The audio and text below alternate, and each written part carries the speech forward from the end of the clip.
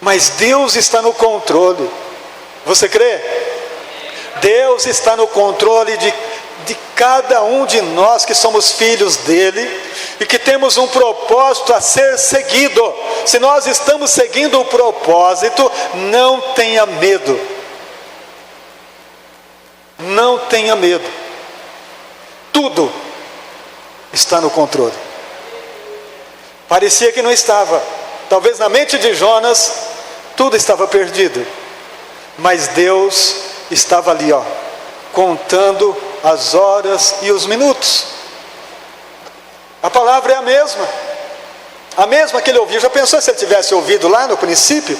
Não teria passado por nada disso.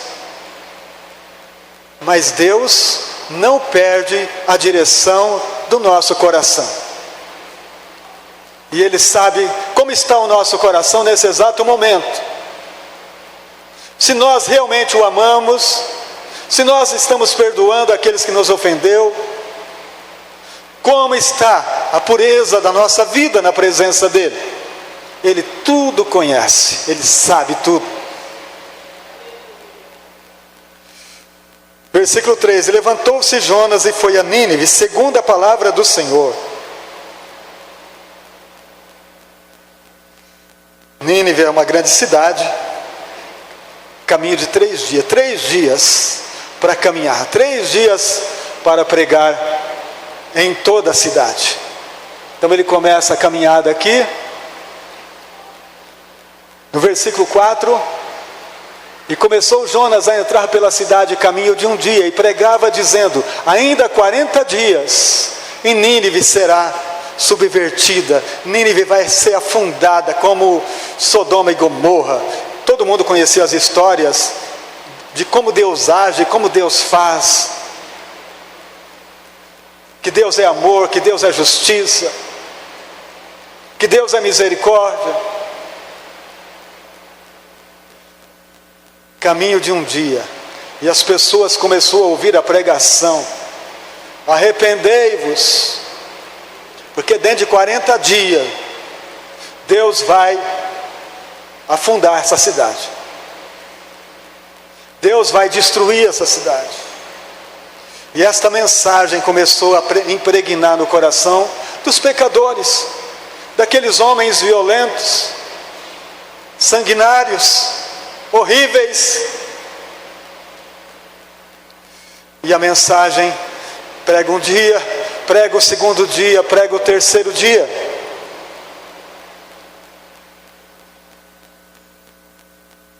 O versículo 5 diz: e os homens de Nínive creram em Deus. Que coisa linda! E proclamaram um jejum, e vestiram-se de saco, desde o maior até o menor. E esta palavra chegou também ao rei de Nínive, e ele levantou-se do seu trono, e tirou de si as suas vestes, e cobriu-se de saco, e sentou sobre a cinza. Presta atenção nesse versículos 5 e 6. Os homens de Nínive creram em Deus, e proclamaram um jejum, e vestiram-se de saco, todos, desde o maior ao menor. Todos compreenderam a mensagem de arrependimento, e a palavra chegou também no trono do rei. O rei de Nínive está ouvindo esta mesma mensagem, e olha bem qual que é a atitude do rei. Esta palavra chegou também ao rei de Nínive, e ele se levantou, tomou atitude. Ele se levantou do trono. Descer do trono, irmãos, é coisa difícil. Descer do trono do orgulho, que muitas vezes nós somos este rei que não queremos descer. Estamos assentados em cima do orgulho, da vaidade, da justiça própria. Quem é esse pregadorzinho aí para falar isso? Que mensagem é essa aí que ele está falando? e não queremos descer do trono. Ah, mas vai destruir 40 dias. Deixa para lá. Não, amados.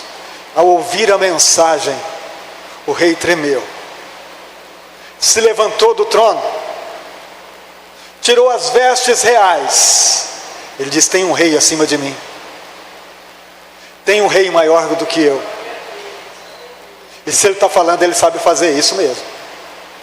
Se ele está falando que vai fazer isso, ele faz mesmo. Eu conheço as histórias da região, quantas coisas ele já fez. Quando ele salva, mas se ele fala que vai fazer justiça, ele faz justiça. Não é só amor, não.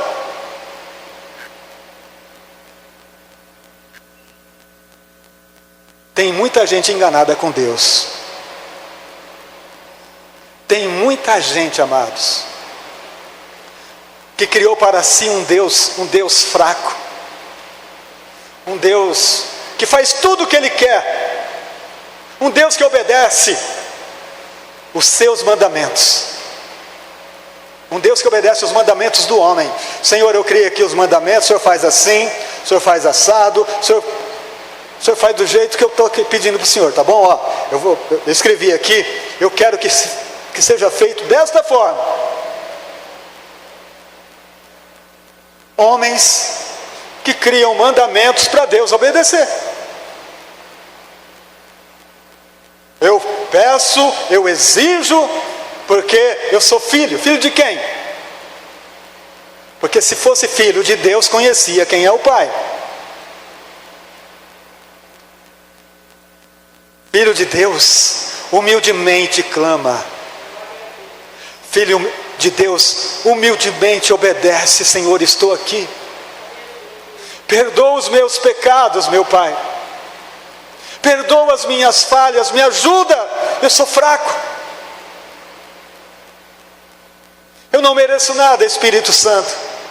Mas o Senhor, na tua bondade, tem trazido até mim a tua graça. Senhor, eu apresento a ti as minhas dúvidas, as minhas falhas diariamente. Me perdoa, Senhor. O rei de Nínive se levantou, tirou as vestes reais, vestiu-se de saco de cinza, como igual a todo mundo. No meio do povo não tinha diferença quem era o rei e quem eram os súditos, todos iguais. Versículo 7. Então o rei, em primeiro lugar, ele se levantou, saiu do trono, tirou as vestes reais, cobriu-se de saco e assentou sobre a cinza, provando a humildade, provando o arrependimento. E no versículo 7, então em primeiro lugar, ele olhou para si mesmo, ele se consertou com Deus, ele desceu. Agora, no segundo lugar, ele já vai para fora. Ele diz, ele proclama uma proclamação, ele fez uma proclamação que se divulgou em Nínive, um decreto. Ele fez um decreto do rei e dos seus grandes. Não era só o rei, os seus ministros, todos aqueles que o cercavam ali no palácio. Ele fez um decreto para que todos obedecessem esse decreto, dizendo: nem homens, nem animais, nem bois, nem ovelhas provem coisa alguma, nem lhes dê alimento e bebam água, mas os homens e os animais sejam cobertos de saco, e clamem fortemente a Deus, e convertam-se do mau caminho e da violência que há nas suas mãos. Ele reconheceu que havia violência neles. Ele reconheceu que havia sangue na mão deles. E o decreto dele incluía tudo isso. Perdão, Senhor. Nós temos andado errado. Nós temos feito coisas indevidas na tua presença. Perdoa, Senhor. E ele diz ainda, no versículo 9: quem sabe, olha que humildade, irmãos. Quem sabe o Senhor fará. Você viu? Ele fez tudo isso, mas não estava exigindo nada. Uma nação inteira se converte, uma cidade toda se converte e não está exigindo nada. Quem sabe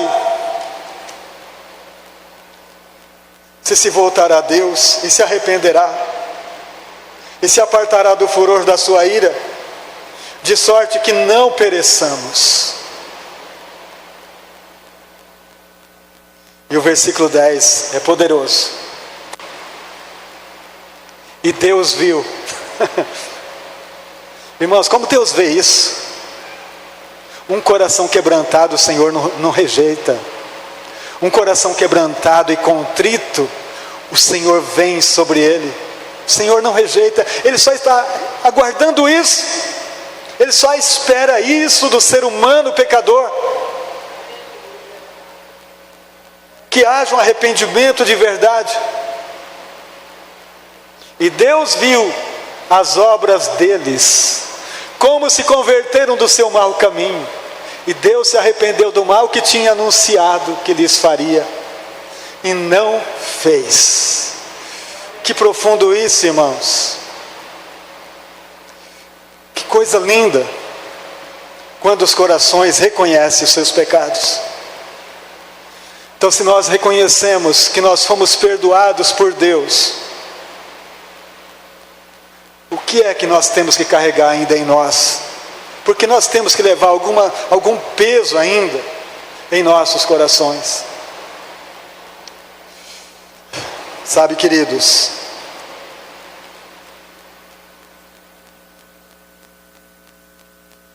Nínive está vivendo um grande avivamento. Porque quando há isso, quando há esse arrependimento, jejum, oração, clamando, misericórdia, misericórdia, Senhor. Começou um grande avivamento em Nínive. A presença de Deus está em cada lar, está em cada família de Nínive. Todos estão vivendo o que eles nunca viveram.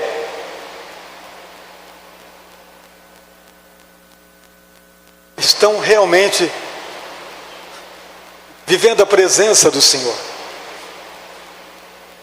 Mas enquanto Nínive está acontecendo um grande avivamento, o pregador está do lado de fora.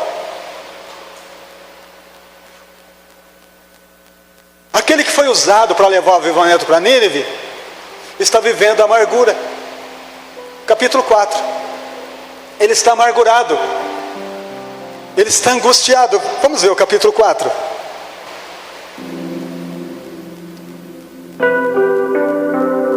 Mas isso o quê? O avivamento. O avivamento de Nínive desagradou o profeta. Mas isso desagradou extremamente a Jonas, e ele ficou irado. Esse povo não pode se converter.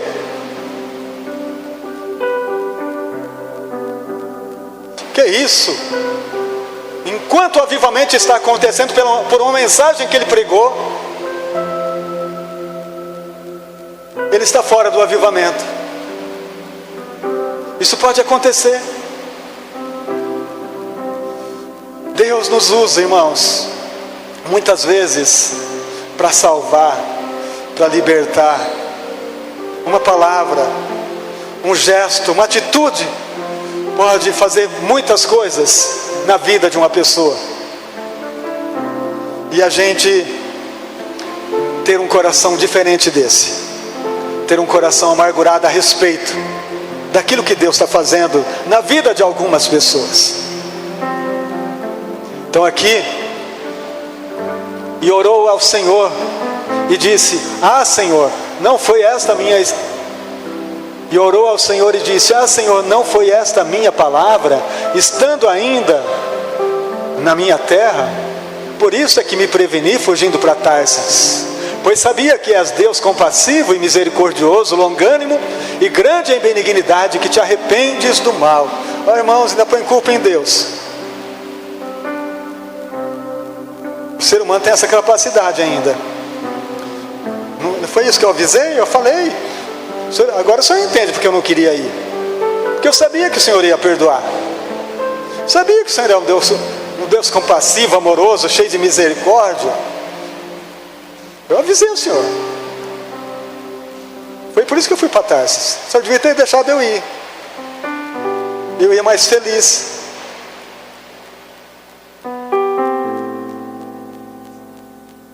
Irmãos, infelizmente, esse é o nosso coração. Em quantas coisas que a gente não concorda com o Senhor.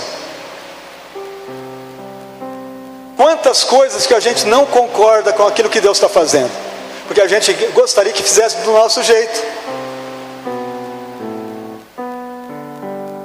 Mas o que tem o vaso que falar alguma coisa para o oleiro? O vaso tem que retrucar com o oleiro alguma coisa? Ou a gente tem que aceitar, se derramar perante Ele e dizer: Senhor, obrigado por ter me dado esta oportunidade de fazer contigo. Mas muitas vezes nós queremos ocupar o lugar do outro e não tem gratidão por aquilo que Deus nos deu para fazer. Eu sabia que ia ser isso. É a desculpa. Coração duro não se quebranta. Versículo 3: Peço-te, pois, ó Senhor, tira a minha vida cheio de mimimi. Meu Deus, quem que aguenta, irmãos, lidar com a gente? Eu não sei, Deus tem paciência demais. Ele é paciente demais, presbítero Jair. Quem é que suporta lidar com o ser humano? Só Ele mesmo. Dá desculpa para isso, dá desculpa para aquilo, e no fim, tira a minha vida, Senhor. Eu não suporto passar por isso. Está acontecendo um avivamento com a pregação do cidadão, a cidade toda está arrependida e ele está reclamando com Deus.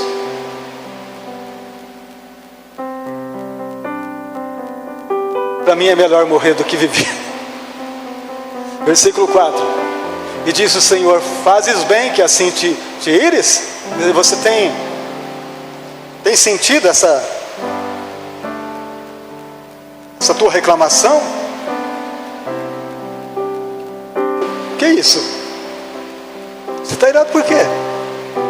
Que Deus paciencioso, né, irmãos? Só um pai mesmo para fazer um negócio desse,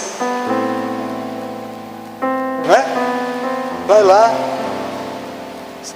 Que isso? Você está assim por quê? Tem sentido essa tua ira?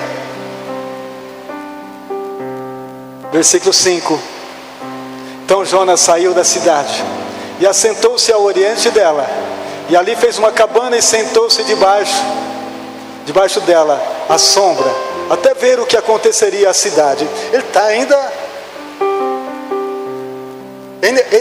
espera o mal. Eu vou orar, mas não vai acontecer nada. Eu vou orar, mas não vai ter efeito. Que fé é essa? Que pregação é essa? Que prega e não crê que vai haver milagre? Que vai haver arrependimento? Que vai haver quebrantamento nos corações? Porque o Espírito Santo está sobre a palavra. E fez o Senhor Deus nascer uma boboreira, e ela subiu por cima de Jonas, para que fizesse sombra sobre a sua cabeça, a fim de o livrar do seu enfado. E Jonas se alegrou em extremo por causa da boboreira. Que alegria! Deus está cuidando de mim. Deus é maravilhoso. Enquanto ele aguardava para ver a destruição da cidade, o Senhor planta uma boboreira, que ela cresce rapidamente, cobre a cabeça de Jonas, e ele fica feliz com aquela cobertura. Mas Deus só está testando o coração. Versículo: mas Deus enviou um verme, um bicho, no dia seguinte, ao subir da alva, o qual feriu a boboreira e esta secou. Irmãos, como Deus trata minuciosamente, em detalhes, com o nosso coração. A gente só endurece porque é ruim mesmo. A gente é ruim de coração, é duro. Porque se a gente ouvisse o Espírito Santo no começo da dureza, quando começa a vir aquelas coisinhas, o Espírito Santo, ele vem para convencer. Ele convence. Lembra, até a pastora Miriam citou aqui, na pregação de quarta, sobre o Caim e o Abel. Deus veio falar com Abel, com Caim: por que você está irado? É justo essa tua ira? A mesma coisa Deus está fazendo aqui com o Jonas. Não é justo isso que você está vivendo. Não é isso. Então, amados, a boboreira cresce, ele fica feliz. No outro dia, o verme pica, corta, e a boboreira seca. Aí começa a lamentação. Vamos ver.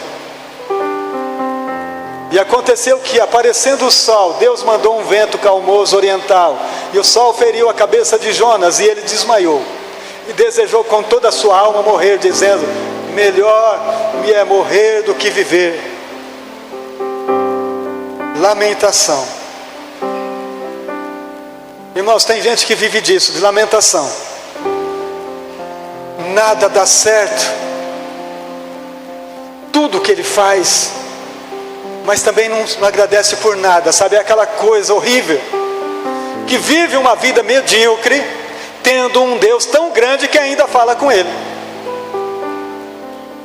que não deixou ele, que basta tão somente uma atitude.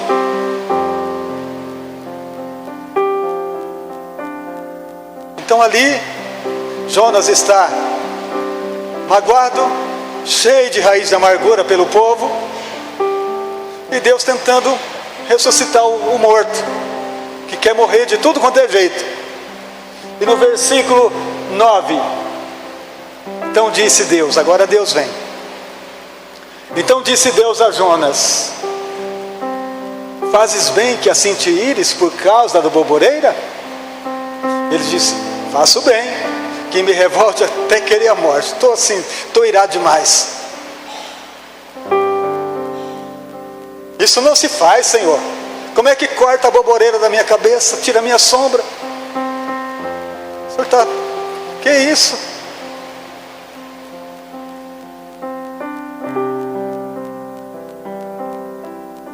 Eu quero morrer mesmo.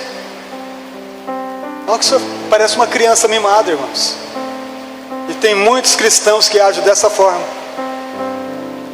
Fica choramingando o tempo todo e não tem uma reação correta de alguém maduro para buscar a Deus, para viver o avivamento que os demais estão vivendo. Porque se qualquer um que tem um pouco de entendimento descia daquela montanha e saía correndo no meio da cidade, fala: gente, vem cá, vem todo mundo para cá, vem cá, eu tenho mais de Deus para entregar para vocês. Porque o camarada conhecia o Senhor, ele conhecia Deus, ele tinha muito para dar lá, mas ele fica lá choramingando no monte. Enquanto você está choramingando e lastimando a tua vida, tem pessoas morrendo ao teu lado, que precisam ouvir a voz de Deus e ter o que você tem, e não tem, porque você está se lamentando, porque faltou algo, faltou a boboreira, porque faltou a sombra. Irmãos, é tempo de ser curado, meus queridos. e viver o avivamento em que Deus está manifestando nesta época, nesse tempo em que nós estamos vivendo, que é o tempo do fim. Mas um grande avivamento está acontecendo na verdadeira igreja de Jesus. É preciso acordar, queridos, parar de se lamentar e ficar nas redes sociais. Olha o que ele falou, está falando mal de Deus, olha o que ele fez, olha o que... Irmãos, é isso aí mesmo, eles vão falar mesmo. Mas você que sabe, você que conhece, tem que ter uma palavra diferente, tem que ter uma atitude diferente, tem que tomar posição diante do Senhor e parar de choramingar e fazer o que tem que ser feito nesse tempo. Senão Deus vai fazer o quê? Vai te colocar também no lugar que colocou Jonas. A gente começa a passar um sistema, um problema, porque a gente está tão inerte, tão morto, que não realiza nada para Deus, que não faz nada para o Senhor, e fica querendo a alegria da boboreira, o frescor da boboreira, só isso, só quer a bênção. Aí Deus vai explicar para ele por quê. Versículo 10: e disse o Senhor: tiveste tu compaixão da boboreira, na qual não trabalhaste, nem fizeste crescer, que numa noite cresceu e numa noite pereceu. Não hei eu ter compaixão da grande cidade de Nínive, que estão mais de 120.000 homens, que não sabem discernir entre a sua mão direita e a sua esquerda, e também muitos animais?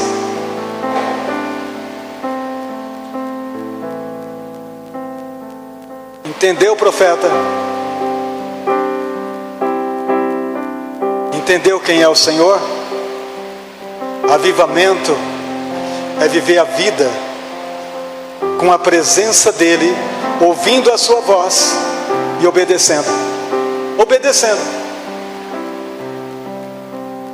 Enquanto você está chorando por causa de aboboreira, por causa de carro e de cavalo, porque alguém amassou, porque alguém... Não.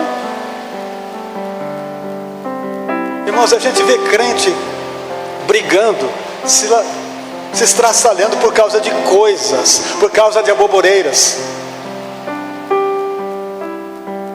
e não respeitando as pessoas, e não amando as pessoas.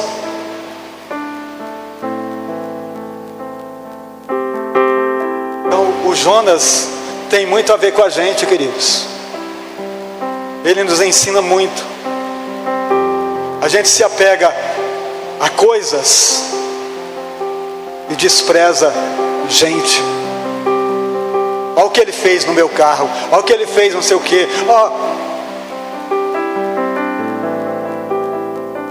E fica colocando 1000 situações. Desapegue, meu querido. As coisas não são nossas, as coisas são dele, porque tudo é dele, para a glória dele, tudo. Eu não tenho coisas, e Deus não quer que eu tenha coisas, Ele quer que eu tenha Ele.